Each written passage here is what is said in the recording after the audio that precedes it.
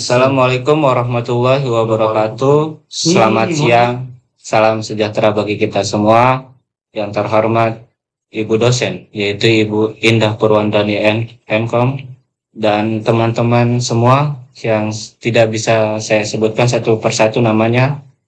Sebelumnya, perkenalkan nama saya Raja Arbi Harahap sebagai moderator. Dan ini ada nama kelompok saya dari kelompok 6, yaitu Irgi Ternando, Mada Aditya Dewayana, dan Efran Yapet Obar. Nah, selanjutnya mari kita ke pembahasan. Di sini kami menjelaskan tentang aplikasi pemesanan kafe yang bernama Star Coffee. Nah, habis itu kita menjelaskan tentang desainnya. Kita menggunakan design thinking.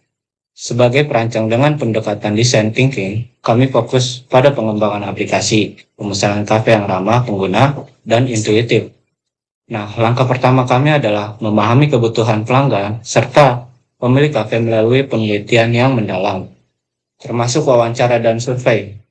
Dari wawasan yang didapat, kami membuat prototipe yang memprioritaskan kemudahan penggunaan, memungkinkan pengguna untuk dengan cepat menemukan kafe terdekat, melihat menu, memesan meja, dan melakukan pembayaran secara online.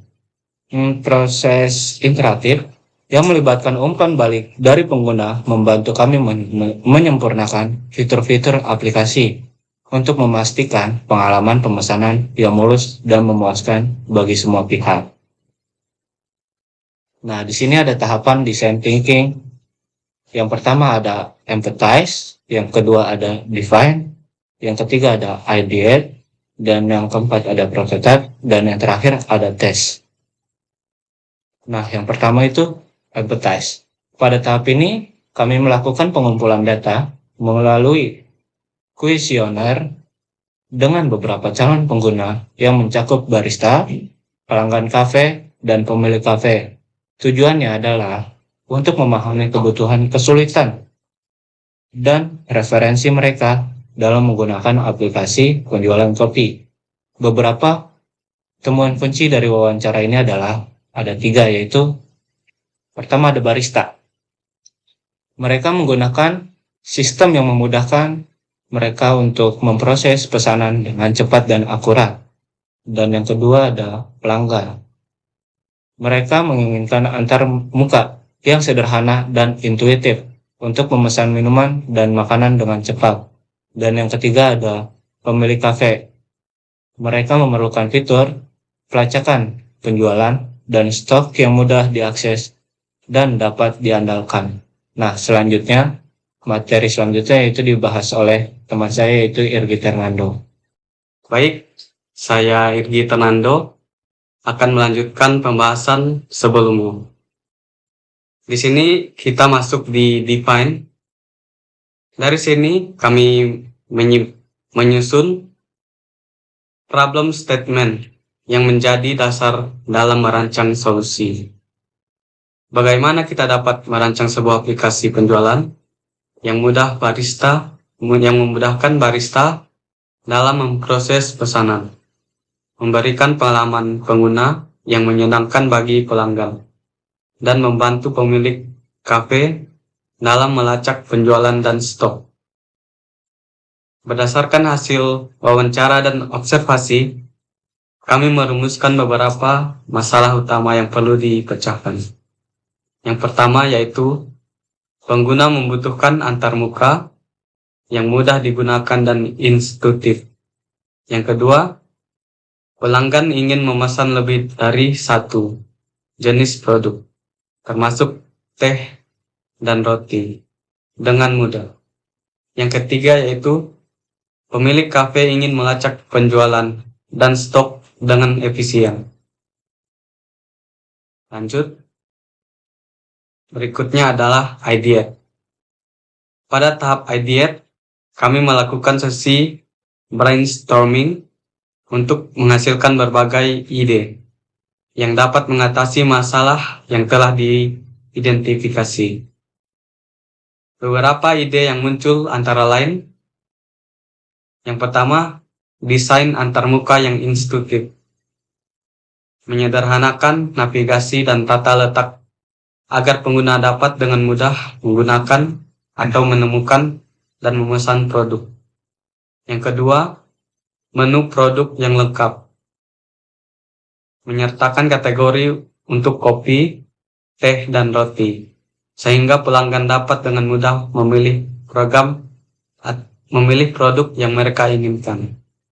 Berikutnya yaitu fitur pelacakan penjualan stok, membuat dashboard khusus untuk pemilik kafe agar mereka dapat memantau penjualan dan stok secara real time. Baik, demikian penjelasan dari saya. Berikutnya akan dilanjutkan oleh rekan saya yaitu Efrain. Kenalkan, nama saya Efrain. Kali ini saya akan melanjutkan presentasi teman saya tadi.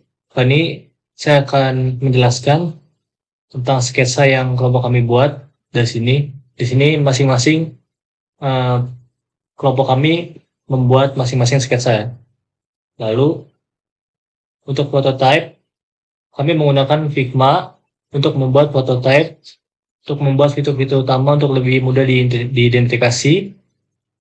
Lalu prototype ini ada login page untuk bagian login sebelum masuk atau memulai aplikasi. Lalu ada menu produk untuk menyediakan kategori untuk kopi, teh, dan roti. Setiap kategori menampilkan daftar produk dengan gambar dan harga. Lalu ada halaman detail produk, menyediakan informasi lengkap tentang setiap produk, termasuk deskripsi, harga, dan opsi tambahan. Lalu ada keranjang belanja, menampilkan daftar produk yang dipilih oleh pelanggan, memungkinkan mereka untuk mengedit jumlah atau menghapus item. Dan terakhir ada halaman pembayaran, memudahkan pelanggan untuk menyelesaikan transaksi dengan berbagai metode pembayaran. Lalu selanjutnya ada tampilan dari aplikasi kami. Di sini ada menu login sebelum memulai aplikasi. Lalu di sini ada tampilan utama aplikasi kami. Dan di sini untuk menu transaksinya. Lalu setelah itu pembeli akan diarahkan untuk melakukan metode pembayaran. Di sini ada metode pembayaran. Dan presentasi ini akan dilanjutkan oleh teman kami. Oke, baik. Di sini saya akan menjalankan aplikasinya yang telah kita buat. Nah, di sini adalah tampilan awal dari aplikasi yang kita buat. Itu tampilan awalnya seperti ini. Kita langsung tekan aja get started. Dan di sini akan diarahkan ke login page. Di sini kita bebas memilih lewat mana kita login. Kita contohkan aja dari lewat Google ya. Nah, di sini setelah login akan muncul nama kita. Dan di sini akan ada dua pilihan yaitu dine in dan take away. Kita contohkan saja dine in ya. Nah, setelah itu di sini tertampil tempat duduk. Kita milih tempat duduk dulu yang tersedia. Di sini full semua. Kita pindah ke selanjutnya. Nah, di sini ada satu yang tersedia, tapi di sini saya akan mencontohkan apabila mengklik yang full akan terjadi seperti ini. Nah, oke, kita lanjut lagi. Tadi mulai lagi ke yang tersedia di sini. Nah, jika diklik yang tersedia itu akan terarahkan ke sini kategori cafe. Kita bebas memilih menu apa aja yang ingin kita pesan. Ada berbagai macam menu di sini, ada kategori iced tea, ada coffee, ada bakery. Langsung aja kita pesan contohnya ya. Kita pesan misalkan espresso 1 di sini. Terus mungkin lychee tea ya 1. Terus mungkin ropang 1. Dan di sini bakalan ketampil apa aja yang udah kita order. Di sini ada espresso, ropang, dan lychee tea. Jadi jumlah itemnya secara 3. Dan total pesanannya 58.000. Klik pesan sekarang. Nah, di sini kita ditujukan untuk membayar sebagai metode pembayaran. kita contohkan saja menggunakan BCA Virtual Account. Oke, di sini ada detail pesanan yang udah kita pesan beserta totalnya. Dan di sini kita juga ada nomor rekening yang harus kita kirimkan uangnya. Misalkan saja kita sudah sebagai customer kita sudah mengirimkan uangnya, kita akan langsung mengkonfirmasi pesanan tersebut. Oke, tampilannya seperti ini pada akhirnya, dan kita lihat di sini, lihat pesanan. Jika ingin melihat pesanan kita yang sudah dipesan sebelumnya, nah, maka di sini tampilan akhirnya ada informasi pesanan, atas namanya, nomor pesanan, waktu pemesanan, dan daftar pesanan-pesanannya. Totalnya 58.000.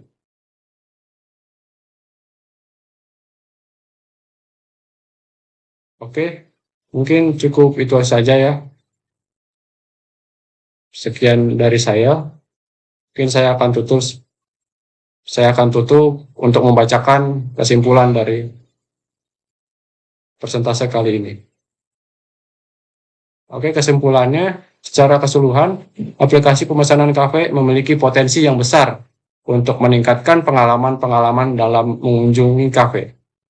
Dengan menyediakan kemudahan dalam pemesanan, pembayaran, dan pemilihan menu. Aplikasi ini tidak hanya memberikan kenyamanan bagi pengguna, tetapi juga membantu kafe dalam pengelola operasional dengan lebih efisien. Implementasi saran-saran yang telah disebutkan dapat membantu mengoptimalkan fungsionalitas aplikasi dan memaksimalkan kepuasan pengguna, sehingga mendorong pertumbuhan bisnis industri kafe. Mungkin cukup sekian dari saya akan kembalikan ke moderatornya. Terima kasih. Terima kasih untuk teman-teman saya yang sudah mempresentasikan hasil proyek ini.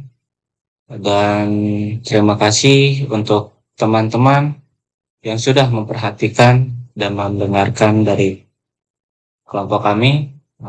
Kurang lebihnya mohon maaf. Dan saya tutup. Assalamualaikum warahmatullahi wabarakatuh.